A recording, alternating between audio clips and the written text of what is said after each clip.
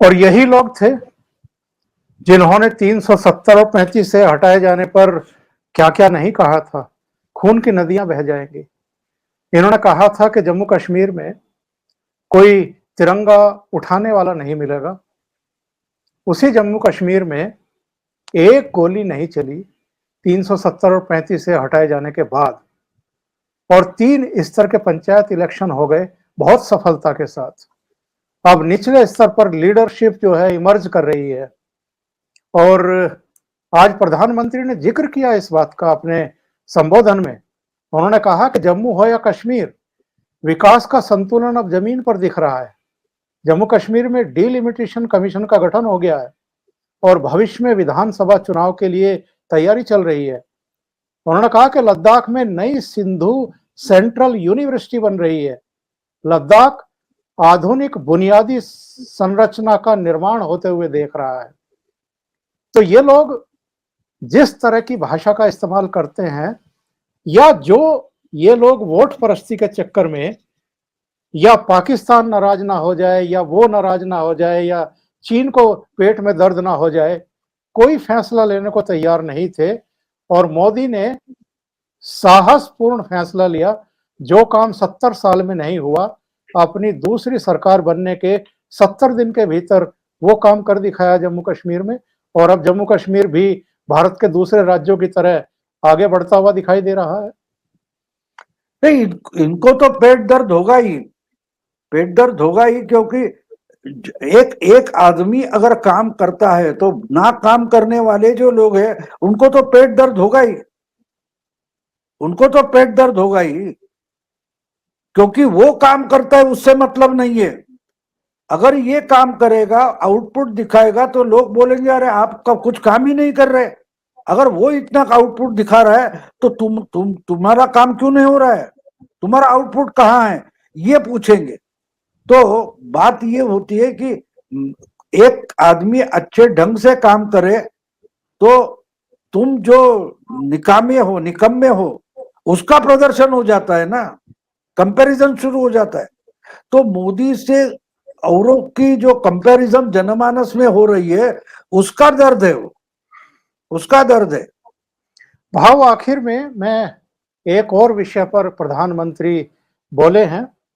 उन्होंने कहा है कि हमने 80% उन छोटे किसानों की चिंता की है, उनके लिए हम सुधार कर रहे हैं, कृषि सुधार कर रहे हैं, जिनकी अब तक अनदेखी होती रही है। डायरेक्ट इनडायरेक्ट वे में उन्होंने उन आड़तियों, उन व्यापारियों, उन अमीर किसानों को क्रिटिसाइज किया है, एक्सपोज किया है, जो पिछले 8 साढ़े 8 महीने से यहाँ पर आंदोलन चला रहे हैं। एक तरीके से प्रधानमंत्री ने ये कह दिया है कि ये 80% किसानों के हितों पर कुठाराघात कर रहे हैं। बिल्कुल, वो तो पहले दिन से मैं बोल रहा हूँ, ये तो दलाल है, बिचौलिए है। इनका नुकसान देखिए, वो बोलते हैं ना कि क्या बोलते हैं कि घोड़ा चारे से दोस्ती करेगा तो घोड़ा खाएगा क्या। तो इनकी हालत है, किसान का एक्सप्लॉयटेशन अगर रुका जाए तो इनका नुकसान होने वाला है। अभी अभी देखो, कुछ दिन पहले की बात है, मैं हमारे मराठी चैनल पर देख रहा था कि समझो एक 15-20 दिन पहले की बात है कि सोयाबीन का भाव इतना चढ़ गया, सोयाबीन का भाव इतना चढ़ गया, रिकॉर्ड ब्रेक रेट मिल रहा है। 15 दिन पहले की बात है। और कल या परसों की न्यूज देखी कि अरे भाव बढ़ रहा है और अच्छा भाव मिल रहा है, जैसा सोने का भाव मिल रहा है। लेकिन किसको मिल रहा है? जिन्होंने पहले ही जो खरीद लिया था और बेच रहे हैं। यानी होता क्या है, जब फसल आती है तो भाव गिरा दो और माल उठाकर गोडाउन में डाल दो, और बाद में जब भाव चढ़ते जाएगा तब वो गोडाउन से निकल कर बेचो, तो बिचौलिए का सोना हो जाता है और किसान मर जाता है। तो ये आंदोलन बिचौलिए का इसलिए है कि उनको एमएसपी इसलिए चाहिए कि भाई डायरेक्टली खेत में जाकर अगर फसल खरीदोगे तो हमारे गोडाउन बाहर आएगा कहां से, और एमएसपी की मांग करके हमको मिलेगा क्या। एमएसपी होगी, लेकिन हम तो बेच नहीं पाएंगे क्योंकि मंडी में माल आएगा नहीं, और मंडी में आएगा और नीलाम होगा तो भी हम गिरे हुए भाव में खरीदोगे।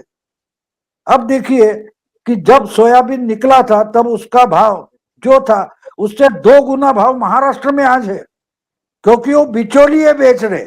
लेकिन प्याज ले लो, प्याज की जब फसल आती है तो मानो 2-3 रुपए तक नीचे गिर जाता है। मैं वहां सातारा से आता हूं जहां प्याज की पैदाश होती है, बड़े पैमाने पर प्याज पैदाइश होती है, और 2 या 3 रुपए अगर केजी मिल गया तो भी पैसा कमा लेते हैं लोग, जी कम जी। नहीं होता तो। लेकिन क्या होता है कि खर्चा निकलो और घर चल जाए, इतने में अगर 5, 6, 7 रुपए रेट मिल जाए तो मान लो उसका भला हो जाएगा। लेकिन मुंबई में प्याज 20 रुपए किलो बेचा जाएगा, और खेत में से वो 2 रुपए 3 रुपए उठाया जाएगा, क्योंकि वो 2-3 रुपए में उठाकर बिचौलिए व्यापारी डंप कर देंगे, और जब किल्लत हो जाएगी उस वक्त उसका भाव बढ़ाया जाएगा और इनके गोडाउन से माल निकलेगा। और हमारे शरद पवार क्या बोलेंगे, अरे प्याज का दाम बढ़ता है तो रोते क्यों, किसान को अच्छा दाम मिलता है। किसान को नहीं मिलता, बिचौलिए को मिलता है, क्योंकि किसान ने 2 महीने पहले ही माल दिया है। अब जो 20 रुपया बनने के बाद बेच रहा है वो किसान नहीं होता, और हम 20 रुपए भरते हैं तो किसान को उसमें से 1 रुपया नहीं मिलता, तो उसने 2 रुपया 3 रुपया 5 रुपए में बेच दिया है। 15 रुपए भाव बढ़कर मिलता है, वो बिचौलिए को मिलता है।